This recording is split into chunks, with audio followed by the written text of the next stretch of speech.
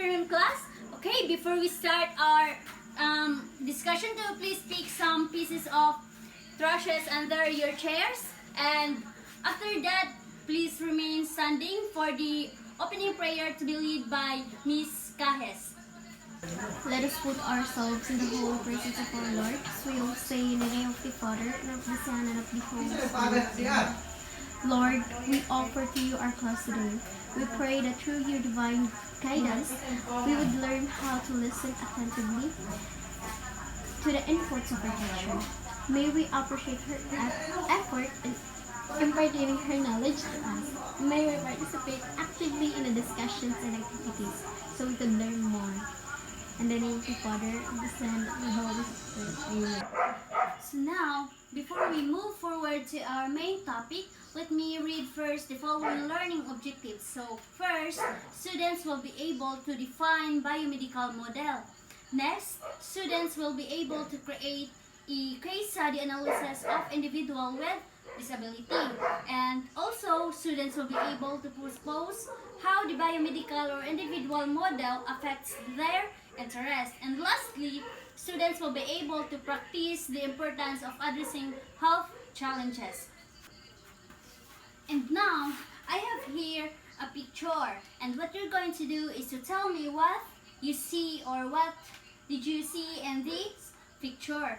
So, okay, very good. So this person has a dwarfism. So, what do you think our topic all about?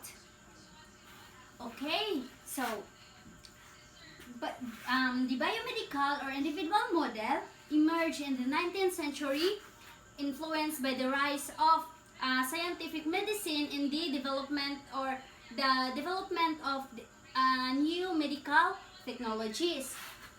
And I will give you a scenario, and what you're going to do is to identify or state how the biomedical model applied. And here's the scenario. I will going to read the scenario twice, and so you need to listen carefully. Here's the scenario. Consider a young woman with cerebral palsy who uses wheelchair for mobility. So how many you here have an idea or how the biomedical or individual model applied? Okay, very good. So in addition, the biomedical focus on her physical and limitations, defining her ability as a medical conditions that requires treatment and management. And also, nag-focus siya sa kanang pag-improve sa iyang physical functions. Pareha adto na nagamit siya og wheelchair para mas ma-improve iyang or para ma-show niya iyang pagka-independence and maka-participate siya sa daily activities. And so, I already give you an overview about our topic, the biomedical or the individual model.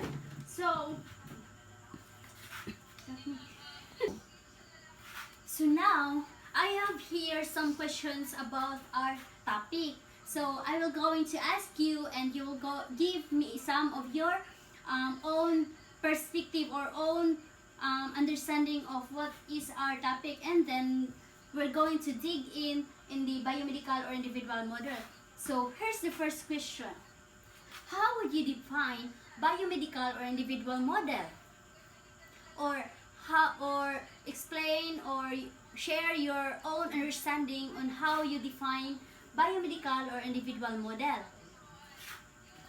Okay, very good. So now another questions. Why do you need to study this model, or why do we need to study this model? Okay, and what do you think are the limitations and strengths to consider in biomedical or individual model? Very good. So that all of your thoughts are correct. And lastly, why do you think that there are strengths and limitations that we need to consider in biomedical or individual model? Okay, very good. Now we're going to proceed to our main topic, which is the biomedical or individual model.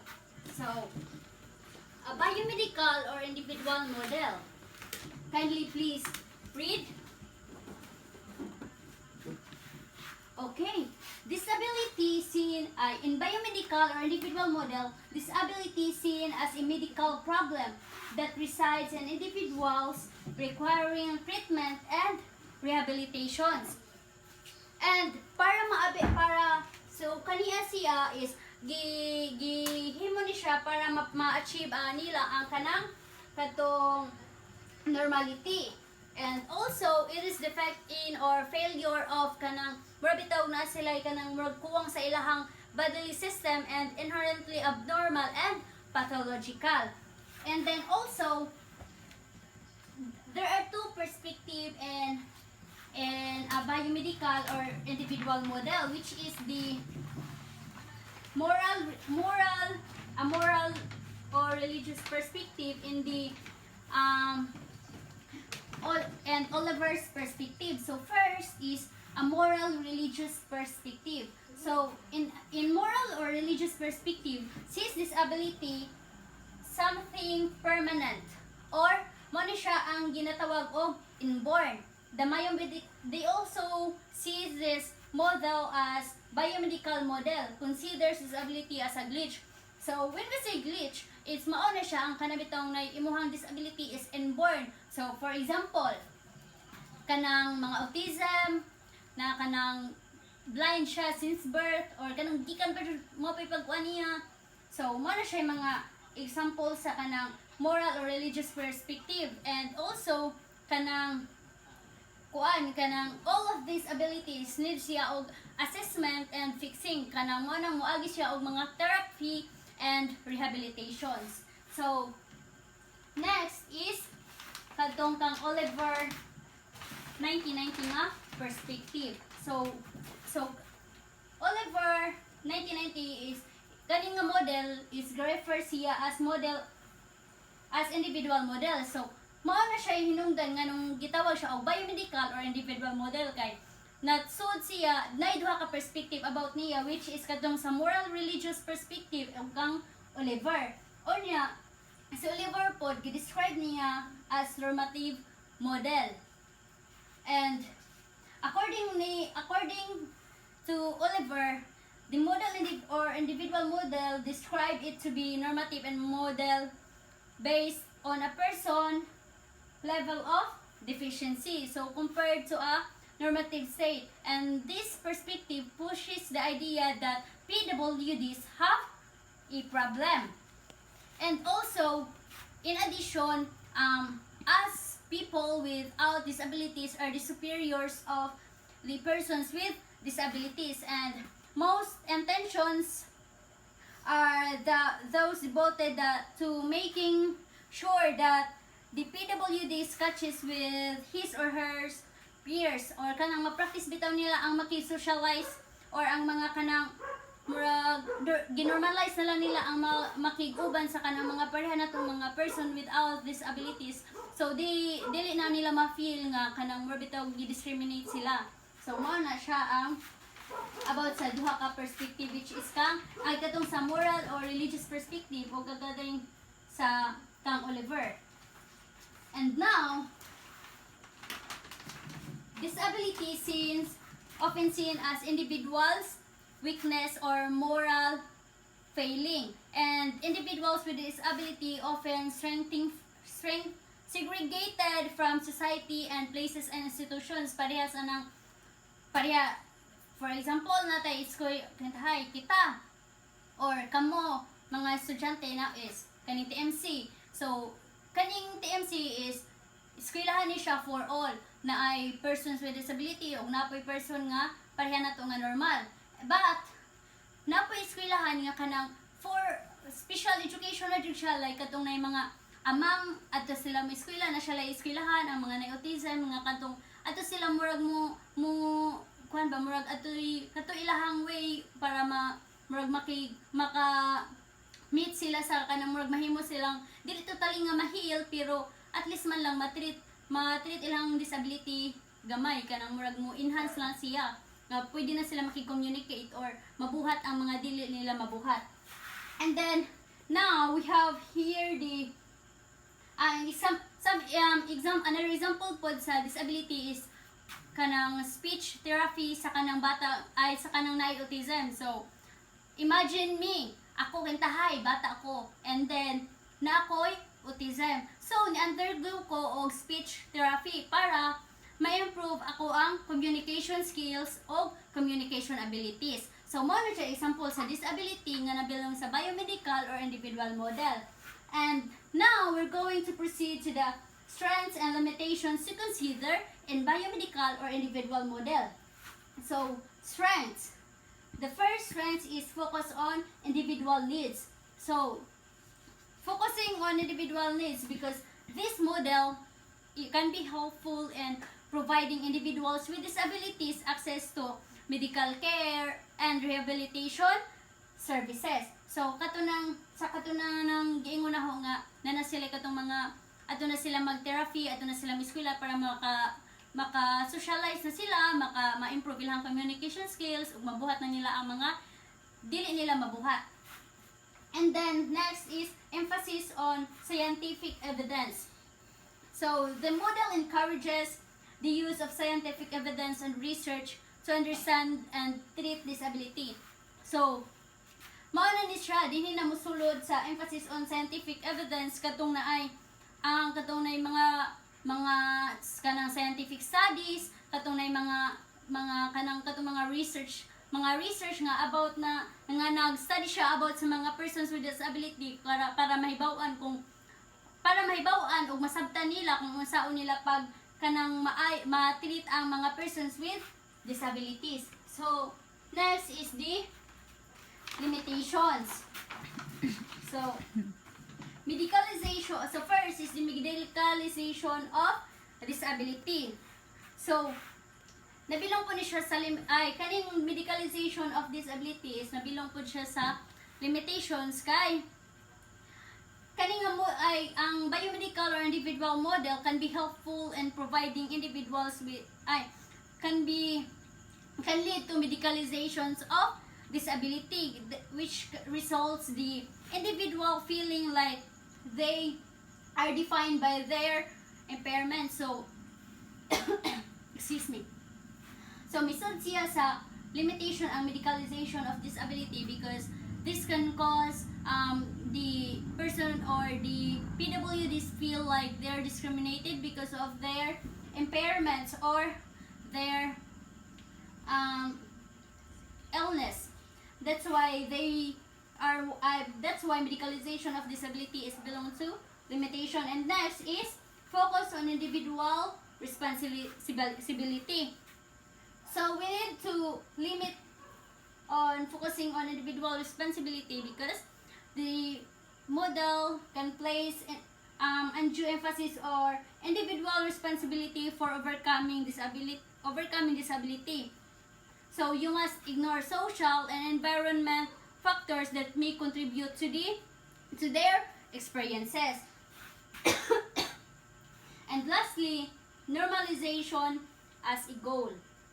So the goal of normalization can be problematic it can perpetuate the idea of individuals with disability as or are less than or different from those without disability. And now, let's proceed to the medical disability, the medical model of disability.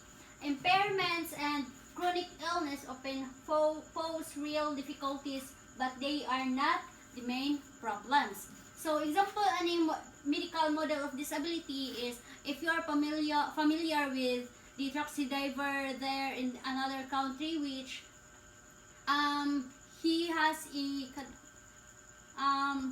what do we call that?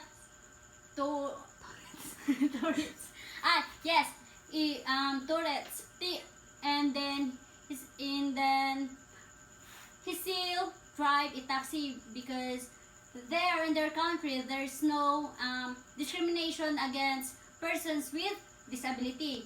So that's the example of medical model of disability. And also biomedical or individual model is a complex and multifaceted approach to disability that has both positive and negative aspects. And also it is important to understand the historical context of biomedical or individual model, and also the limitations and strengths in order for us to promote or a more inclusive and equitable society for individuals with disabilities. And now, we will going to have a group activity, and what you're going to do is I will give you a task, and I will divide the class into 4 groups, and then I will be the one to choose one representative in each groups that will going to present here in front on and explain the group answer. And you only have 5 minutes to make this group activity. So here is your group activity. Analyze a case study of individual with a disability and discuss how the biomedical model might be applied to their situation. So you only have 5 minutes to answer that or make a case study analysis of individual with disability. Okay, proceed to your group. This is the group 1, the first 2 row, and then the group 2, group 3, and group 4. Okay, now proceed to your group and make a brainstorming with your groups. And now time's up. So may I have the representative of group 1, Miss Badolis? Can you please come here in front and explain your group answer? Okay, very good. Let's give Miss Badolis a round of applause. Okay, next, group 3. Okay, Miss Calabria, can you please stand up and explain your group answer? Come here in front. Faster. Group 2, please minimize your voice because your classmates can maybe disturb. Okay, very good, Miss Calabria. A very nice explanation. So next, group 2, Miss Kais Lovely Ann. Come here in front for the explanation of your group answer.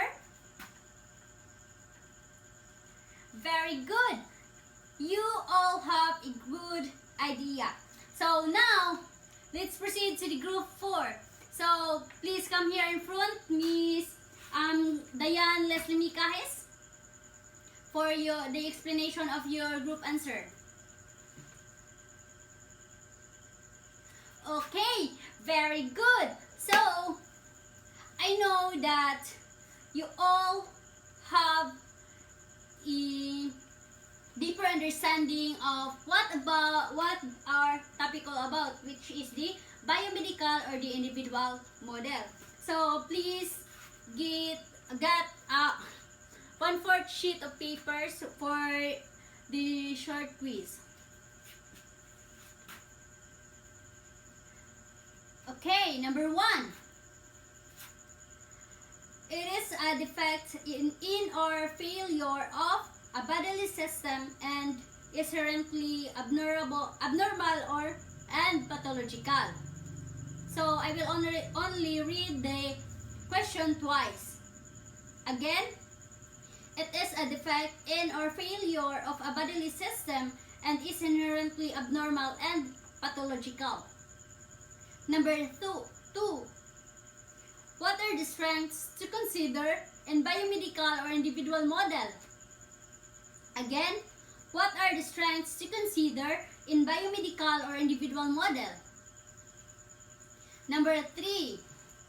What are the limitations to consider in biomedical or individual model?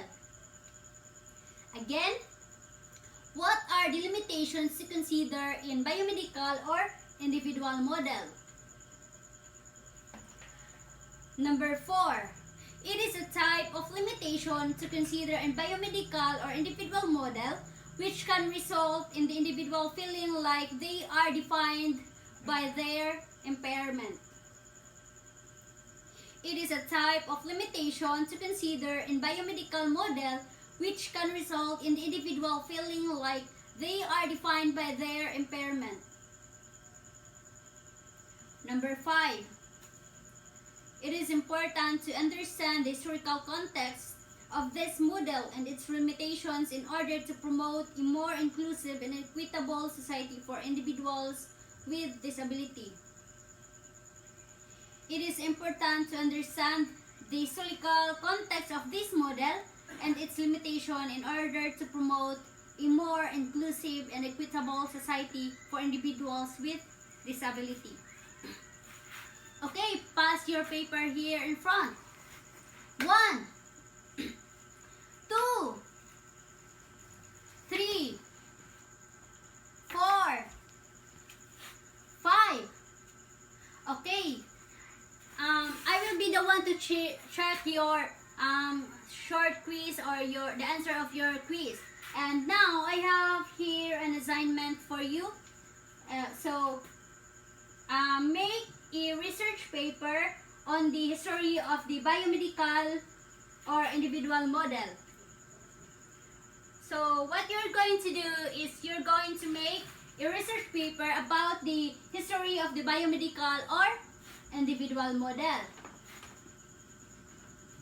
And now, in the concluding activity, I have here a quote. And what you're going to do is to reflect this quote within yourself. So, I'm going to read the quote. The beauty of imperfections is that it allows us to be human. So, the beauty of imperfections is that it allows us to be human. So this quote is made by me, but I wrote here the anonymous motivational quote. So you're going to do is to reflect this quote to yourself. So the beauty of imperfections is that it allows us to be human, even though we have some mistakes or some disabilities. It's not a hindrance that we can't pursue our dreams, we can't go along with our friends or peoples without disabilities. So imperfections is one of our